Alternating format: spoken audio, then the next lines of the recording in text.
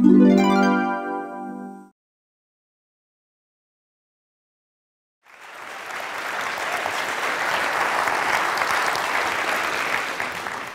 everyone. 2 years ago, my life changed forever. My wife, Kelsey, and I welcomed our daughter, Leela, into the world. Now, becoming a parent is an amazing, amazing experience. Your whole world changes overnight, and all of your priorities change immediately, so fast that it makes it really difficult to process sometimes. Now, you also have to learn a tremendous amount about being a parent. Like, for example, how to dress your child. This was new to me. This is an actual outfit. I thought this was a good idea.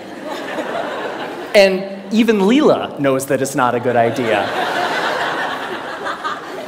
So there was so much to learn and so much craziness all at once. And to add to the craziness, Kelsey and I both work from home. We're entrepreneurs. We run our own businesses. So Kelsey is develops courses online for yoga teachers. I'm an author. And so I'm working from home. Kelsey's working from home. We have an infant, and we're trying to make sure that everything gets done that needs done. And life is really, really, really busy. And a couple weeks into this amazing experience, when the sleep deprivation really kicked in, like around week 8, I had this thought, and it was the same thought that parents across the ages internationally, everybody has had this thought, which is, I am never going to have free time ever again. And somebody said it's true. Yeah, it's not exactly true, but it feels really, really true in that moment. And this was really disconcerting to me, because one of the things that I enjoy more than anything else is learning new things. Getting curious about something and diving in and fiddling around and learning through trial and error and eventually becoming pretty good at something. And without this free time, I didn't know how I was ever going to do that ever again. And so I'm a big geek. I want to keep learning things. I want to keep growing. And so what I decided to do was go to the library and go to the bookstore and look at what research says about how we learn and how we learn quickly. And I read a bunch of books, I read a bunch of websites, and trying to answer this question, how long does it take to acquire a new skill? You know what I found? 10,000 hours. Anybody ever heard this? 10,000. It takes 10,000 hours. If you want to learn something new, if you want to be good at it, it's going to take 10,000 hours to get there. And I read this in book after book and website after website, and my mental experience of reading all of this stuff was like, no! I don't have time. I don't have 10,000 hours. I am never going to be able to learn anything new ever again. But that's not true. So 10,000 hours, just to give you a rough order of magnitude, 10,000 hours is a full-time job for 5 years. That's a long time. And we've all had the experience of learning something new, and it didn't take us anywhere close to that amount of time, right? So what's up? There's something kind of funky going on here. What the research says and what we expect and have experiences, they don't match up. And what I found, here's the wrinkle. The 10,000 hour rule came out of studies of expert level performance. There was a professor at Florida State University. His name is K. Anders Ericsson. He's the originator of the 10,000 hour rule. And where that came from is he studied professional athletes, world-class musicians, chess grandmasters, all of these ultra-competitive folks in ultra-high-performing fields, and he tried to figure out how long does it take to get to the top of those kinds of fields. And what he found is the more deliberate practice, the more time that those individuals spent practicing the elements of whatever it is that they do, The more time you spend, the better you get. And the folks at the tippy top of their fields put in around 10,000 hours of practice. Now, we were talking about the game of telephone a little bit earlier. Here's what happened. An author by the name of Malcolm Gladwell wrote a book in 2007 called Outliers, the Story of Success. And the centerpiece of that book was the 10,000-hour rule. Practice a lot, practice well, and you will do extremely well. You'll reach the top of your field. So the message, what Dr.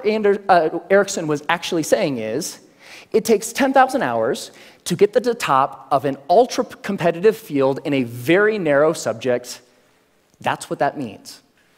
But here's what happened. Ever since Outliers came out, immediately came out, reached the top of the bestseller list, stayed there for 3 solid months. All of a sudden, the 10,000-hour rule was everywhere. And a society-wide game of telephone started to be played. So this message, it takes 10,000 hours to reach the top of an ultra-competitive field, became, it takes 10,000 hours to become an expert at something. Which became, it takes 10,000 hours to become good at something. Which became, it takes 10,000 hours to learn something. But that last statement, it takes 10,000 hours to learn something, it's not true. It's not true. So, what the research actually says, if I spent a lot of time here at the CSU library in the cognitive psychology stacks, because I'm a geek. And when you actually look at the studies of skill acquisition, you see over and over and over a graph like this. Now, researchers, whether they're studying a motor skill, something you do physically, or a mental skill, they like to study things that they can time, because you can quantify that, right? So they'll give research participants a little task, something that requires physical arrangement, or something that requires learning a little mental trick, and they'll time how long a participant takes to complete the skill. And here's what this graph says. When you start, so when researchers gave participants a task, it took them a really long time because it was new and they were horrible. With a little bit of practice, they get better and better and better, and that early part of practice is really, really efficient. People get good at things with just a little bit of practice. Now, what's interesting to note is that if, we don't really, for skills that we want to learn for ourselves, we don't care so much about time, right? We just care about how good we are, whatever good happens to mean. So if we relabel performance time to how good you are, the graph flips, and you get this famous and widely known, this is the learning curve. And the story of the learning curve is when you start, you're grossly incompetent and you know it, right? With a little bit of practice, you get really good really quick. So that early level of improvement is really fast. And then at a certain point, you reach a plateau, and the subsequent gains become much harder to get. They take more time to get. Now, my question is, I want that, right? How long does it take from starting something and being grossly incompetent and knowing it to being reasonably good in, hopefully, as short a period of time as possible? So, how long does that take? Here's what my research says. 20 hours. That's it. You can go from knowing nothing about any skill that you can think of. Want to learn a language? Want to learn how to draw? Want to learn how to juggle flaming chainsaws? If you put 20 hours of focused, deliberate practice into that thing, you will be astounded at how good you are. 20 hours is doable. That's about 45 minutes a day for about a month, even skipping a couple days here and there. 20 hours isn't that hard to accumulate. Now, there's a method to doing this, because it's not like you can just start fiddling around for about 20 hours and expect these massive improvements. There's a way to practice intelligently. There's a way to practice efficiently that will make sure that you invest those 20 hours in the most effective way that you possibly can. And here's the method. It applies to anything. The first is to deconstruct the skill. Decide exactly what you want to be able to do when you're done, and then look into the skill and break it down into smaller and smaller pieces.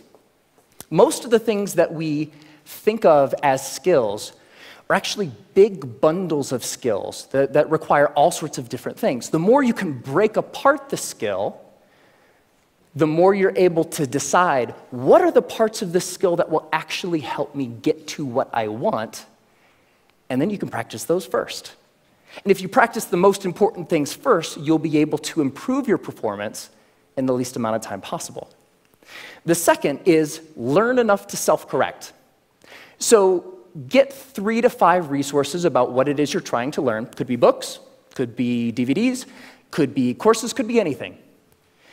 But don't use those as a way to procrastinate on practice. I know I do this, right? Get like 20 books about the topic. It's like, I'm going to start learning how to program a computer when I complete these 20 books. No, that's procrastination. What you want to do is learn just enough that you can actually practice and self-correct or self-edit as you practice. So the learning becomes a way of getting better at noticing when you're making a mistake and then doing something a little different. The third is to remove barriers to practice.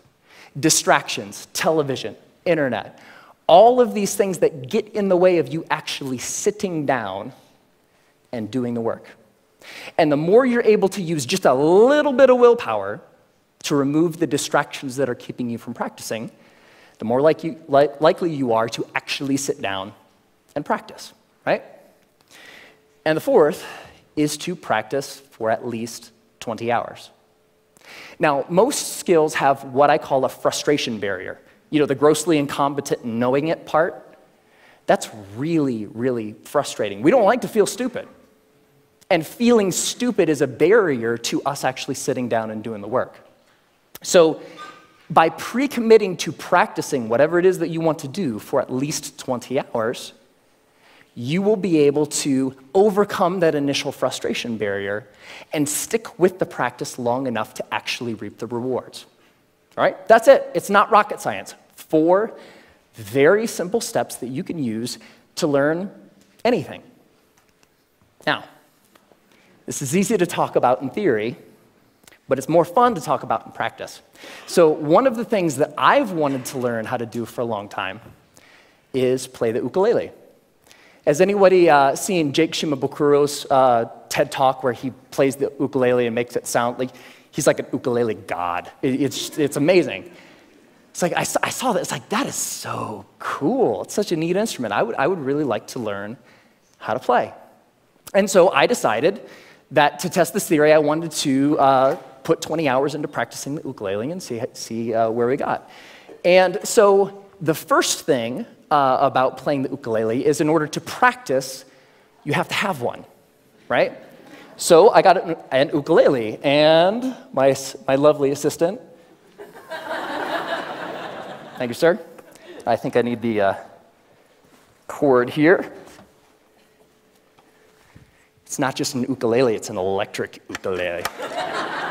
Yeah. So the first couple hours are just like the first couple hours of anything. You have to get the tools that you're using to practice. You have to make sure that they're available. My ukulele didn't come with strings attached. I had to figure out how to put those on. Like, that's kind of important, right? And learning how to tune and learning how to make sure that all of the things that need to be done in order to start practicing get done, right?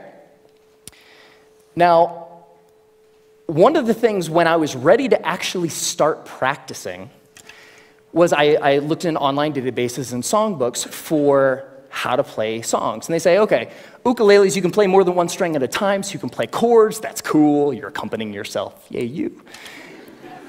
And when I started looking at songs, I had an ukulele chord book that had like hundreds of chords. It's like looking at this thing, it's like, whoa, that's intimidating. But when you look at the actual songs, you see the same chords over and over, right? As it turns out, playing the ukulele is kind of like doing anything. There's a very small set of things that are really important and techniques that you'll use all the time. And so in most songs, you'll use 4, maybe 5 chords, and that's it. That's the song. You don't have to know the hundreds as long as you know the 4 or the 5. So while I was doing my research, I found a wonderful little medley of pop songs by a band called Axis of Awesome. And somebody knows it. And what Axis of Awesome says is that you can learn, or you can play pretty much any pop song of the past 5 decades if you know 4 chords. And those chords are G, D, E minor, C. 4 chords, pump out every pop song ever, right? So I thought, this is cool. I would like to play every pop song ever. So that was the first song I decided to learn, and I would like to actually share it with you. Ready? All right.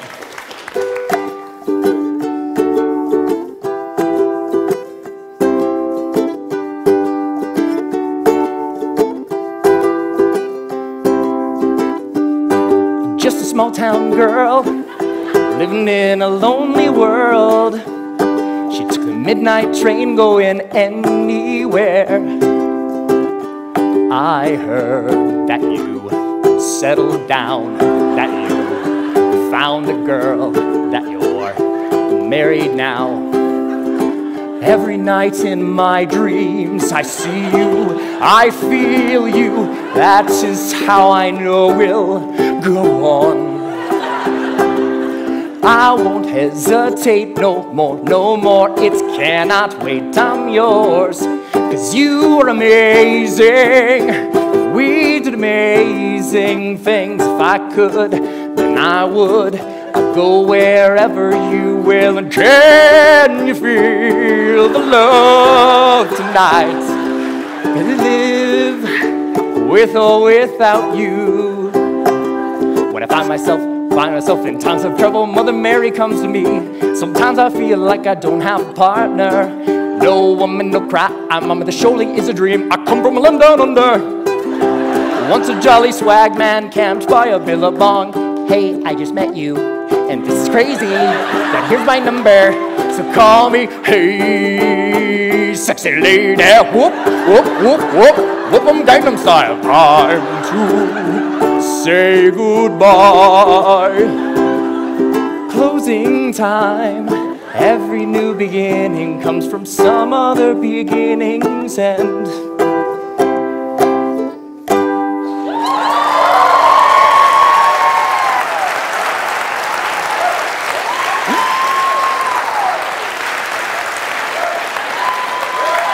Thank you.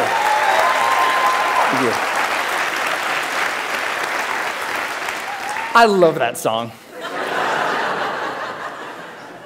And I have a secret to share with you. So by playing that song for you, I just hit my 20th hour of practicing the ukulele. Thank you.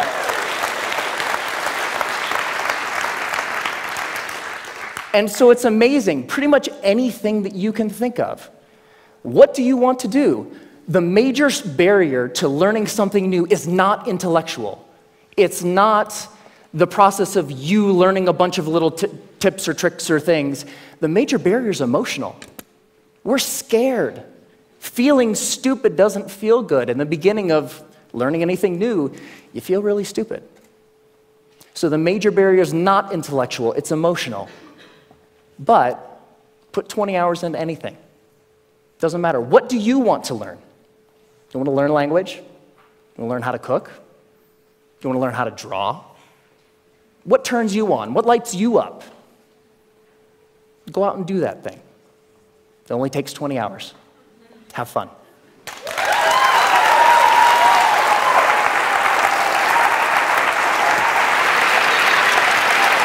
Great job.